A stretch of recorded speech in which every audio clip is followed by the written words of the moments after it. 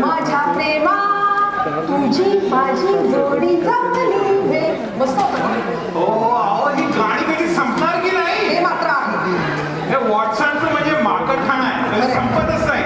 अगदी खरं. अरे शंकूया, दिवाळीची तयारी करायची आहे की नाही. चला चला चला चला चला. आलो फादर. चला. अहो तुम्ही कशाला काळजी करताय.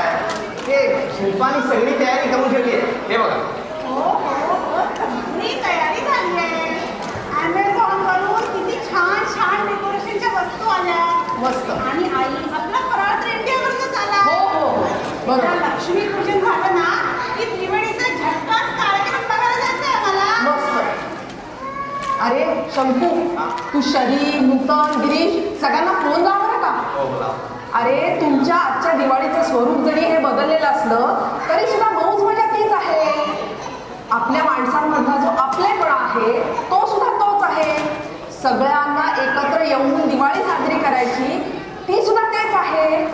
आणि आपण आपली जी परंपरा जपत आलोय ते सुद्धा तेच आहे. तुम्हाला खरं सांगू का, आज मला आपल्या भारतातली दिवाळी आठवली बघ. काय ते वातावरण असायचं. सकाळी उठल्यानंतर लवकर उठून उठण्याने आंघोळी करायच्या, त्याच्यानंतर रांगोळी, पणत्या, फटाके, वेगवेगळ्या तऱ्हेतऱ्हेचे फराळाचे पदार्थ. काय मजा यायची. असं वाटायचं की हा 4 दिवसांचा दिवाळीचा सण कधी संपूच नाही बघ.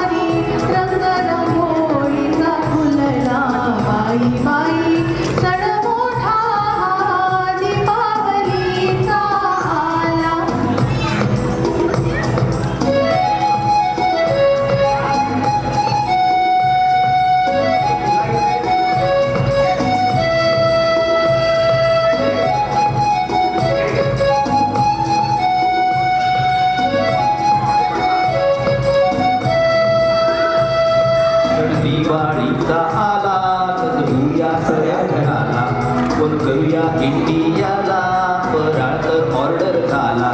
चला तेवढा सेलिब्रेशनला आणि त्रिवेणीच्या कार्यक्रमाला. बोला बाई बाई बाई बाई सण मोठा दीपावलीचा आला. बाई बाई सण मोठा दीपावलीचा आला. बाई बाई सण मोठा दीपावलीचा आला.